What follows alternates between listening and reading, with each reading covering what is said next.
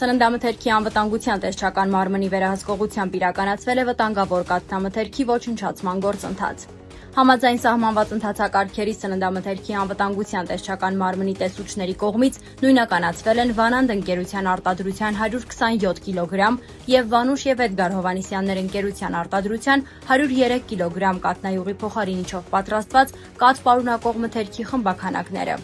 Սննդամթերքի անվտանգության տեսչական մարմնի կողմից ապրանքատեսակները ճանաչվել են օգտագործման համար վտանգավոր և ոչնչացման ենթակա։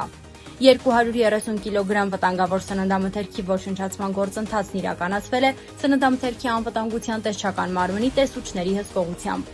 Տեսչական մարմինը շարունակում է հետևողական վերահսկողությունը նպատակ ունենալով ապահովել սպառողների առողջության պաշտպանությունն ու սննդամթերքի անվտանգության բարձր մակարդակը։